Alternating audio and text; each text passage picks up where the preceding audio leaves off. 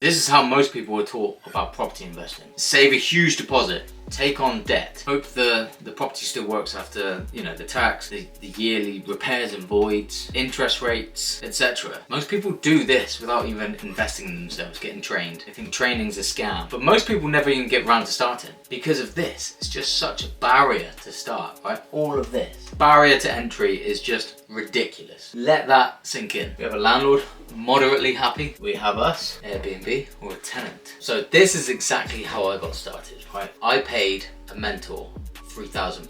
It was a 3-month mentorship and I made many phone calls across 83 days until I got my first deal. My first deal was a 5-bed HMO that I rented from a landlord. I was paying £19.50 guaranteed rent on time, every time for 3 years. So that was the rent the landlord agreed on. So how did I actually take this property on financially? Because they accepted my rent of £19.50. But £19.50, okay, was the first month's rent. I had to put down 1 week's worth of deposit. So let's just call that £500. That was deposit replacement insurance. Then it cost me about £1,000 to do the refurb because it was furnished. It was mainly just paint the walls, a few odd jobs here and there, and the bedding kit to make it look nice. So all in all, about £3,500, okay, to take this property on. Now it was a 5-bed HMO. Each room rented out for about £600, £650. So let's just keep it dead simple. If we say they were all just £600 per room, that's 5 bedrooms. That's bringing in a monthly revenue of £3,000. I had a month rent free. And what that meant is, yes, I had to pay the first month's rent to take the property on, show commitment, but my second month was for free. So I didn't pay rent for a further 2 months. And the best part about this was I collected first and last month's rent in advance for each tenant. So that was £1,200 per tenant. And it was a 5-bed HMO. So if every single tenant paid £1,200, £1,200 times 5, that is £6,000 straight back into my bank account. And none of it was a deposit. It was first and last month's rent in advance. So straight away I pulled out my initial investment. Yes, they have paid their last month's rent in advance, but they're not all going to move out at the same time. They were working professionals, not a group of students. Then obviously I had another month later of the rent coming in, so another £3,000 coming in. But my first deal actually constructed of 3 of these houses, not just one, it was 3 of them.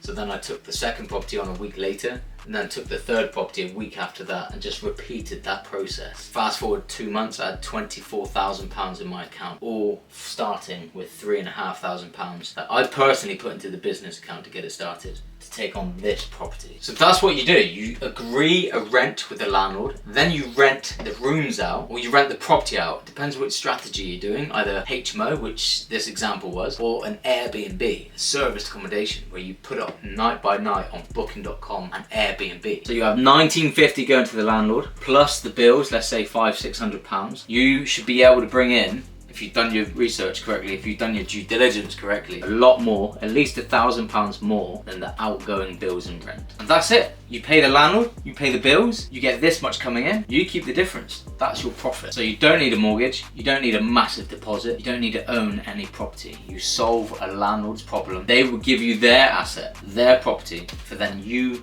control it, and then you bring in revenue using creative ways. Why would they give you their property? Because they've either been burned by a group of students or had a bad tenant in there previously and they don't want to rent to a tenant again. Business that you are bringing to the table, such as guaranteed rent, you have to pay rent on time every time. Otherwise you're breaching the business contract. Right, it's not subletting because it's a company-let management contract. This is a business contract. What is used on the high streets, all of these businesses, they won't own the leasehold, the property that they're renting to run their business, such as a hairdresser. Majority of them will be leasing that property on a company-let management contract and then renting their services out to the general public, such as a kebab shop, pizza place, Chinese restaurant, everything. Most of these businesses will not be buying their properties to run their business from. You're exactly the same. You will rent a landlord's property to run your business from, and they will allow it through a business contract. And yes, you can absolutely do this from zero experience, because I did and my students do. Here's 5 examples, all completely brand new businesses, no experience whatsoever, very little money in their business account, all through landlords' properties, none of them they own. So with ownership, you need big money, you can have long-term debt, and it's very slow. With controlling properties, it's small capital. You don't need to put as much money down. It's very fast. and you can get cash flowing and replace your income in a matter of months as opposed to years, if not decades. Owning property requires a lot of money to get just one property. With rent to rent and controlling, you can use less than £5,000 to start making more money than what a buy-to-let owner would cash flow per month. Cash flow comes from controlling properties. That is the future. Landlords are being penalised time and time again, and then they have to pass that risk to the tenants. Their profit margins are being squeezed and squeezed. We make our offer based on the profit margin we want to make. That dictates the offer. Our profit margins are never squeezed. Each term is like 2 to 5 years. So every 5 years you might give the property back. You're not penalised for that. It's just the contract comes to an end. You move on to the next property. You recycle the same pot over and over again. I only ever put in £3,500 for my business account. That's all I've personally ever put in there. You just recycle the pot. Take on property 2, 3, 4, 5, 6, and so on with the same pot. And your cash flow just keeps going up, up, up.